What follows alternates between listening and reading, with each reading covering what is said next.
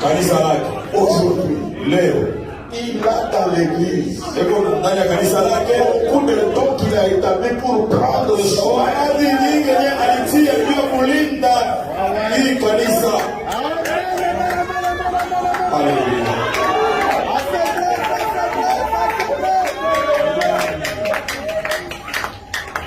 Frère Branham était ici. Ça aurait été le vrai sarment. Chacun de nous allait aller le toucher. Vraiment que les choses ne marchent pas. Ça ne va pas faire. L'éternel n'est pas là. Est-ce qu'il n'y a pas une autre sarment? Les sarments sont bientôt.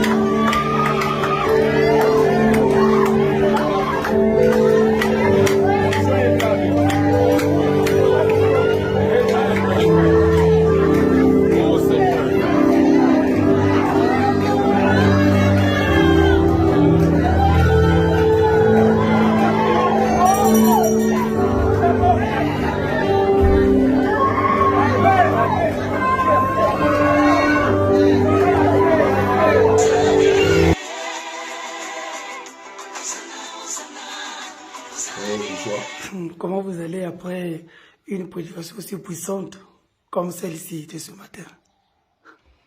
Oui, nous allons très bien par la grâce de Dieu. Je crois que quand l'Éternel entre en scène lui-même, je crois que ça change les choses et ça change les donnes. Mais un peu fatigué parce que, comme dit Frère Branham, une prédication même de 20 minutes simplement sous l'onction est comparable à un travail d'au moins 8 heures de temps. Sinon, ça va. Par la grâce du Seigneur, nous allons très bien.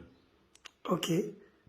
Mais le phénomène qu'on a vu aujourd'hui, tout le monde voulait vous toucher et se disait que si on vous manquait de vous voir, de vous toucher, ils seront mal à l'aise. Comment vous pouvez expliquer ça? Bon, je crois que c'est la deuxième fois qu'un tel phénomène m'arrive.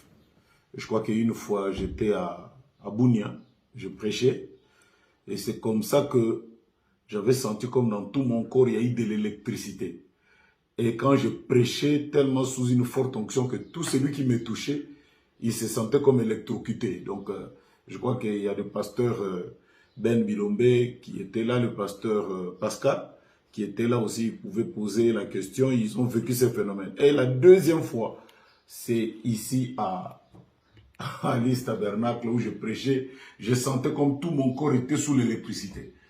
Et tout d'un coup, on a vu tout le peuple de Dieu, donc après 20 minutes, je crois 20 ou 30 minutes de prédication, venir et tout, une forte onction est tombée au point que les diacres ont dit non, il faut qu'on amène le pasteur aller dans son bureau et la réunion est restée donc ces vagues-là sous l'onction et tout comme les enfants de Dieu peuvent le voir.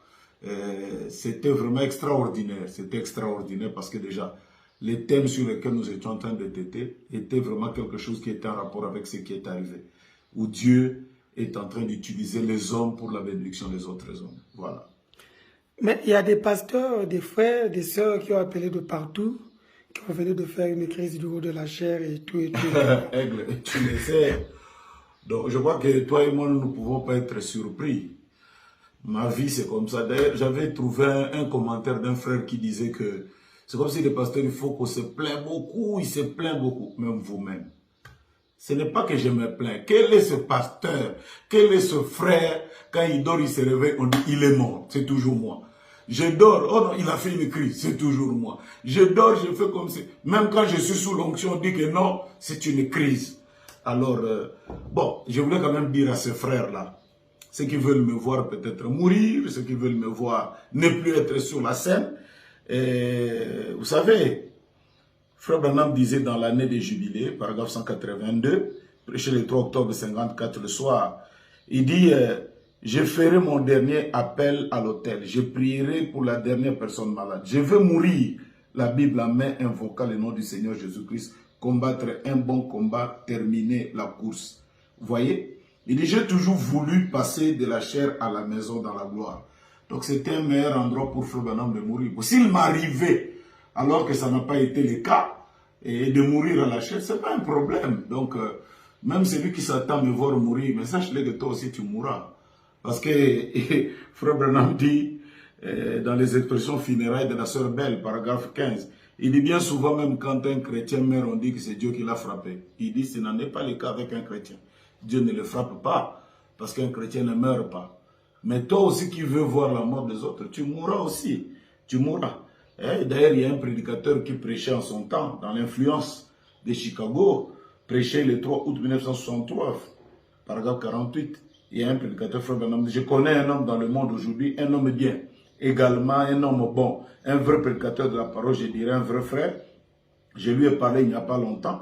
Il continue à éprouver des sensations. Il a fondé tout son ministère sur des sensations. Maintenant, il baptise pour la vie, disant que les gens ne vont pas mourir. Je crains qu'ils ne se retrouvent dans une situation si délicate qu'ils ne reviendront pas. Mais parce que c'est faux. L'homme né de la femme, sa vie est courte sans cesse agitée. Et le vivant sait qu'il doit mourir. Même toi aussi, tu mourras. Moi aussi, je mourrai. Et ce n'est pas une punition, mais c'est la suite logique des choses et des événements. Donc, dans l'entretemps, si je voulais aussi... répondre à cette question, c'est parce qu'il faut pas été tué plus d'une fois, empoisonné, il est mort, il a fait ceci, je suis sous l'onction, on dit que non, il a fait une crise. Bon, je ne sais pas un homme qui a fait la crise, si ça peut être le cas tel que vous me voyez. Donc, je vais très bien à tous les frères et sœurs, surtout ceux-là dont on leur a rapporté des choses que le pasteur, il faut qu'il est mort. Bon, prenez-la comme d'habitude, hein. Ils veulent nous voir peut-être mourir, partir, on ne sait pas pourquoi.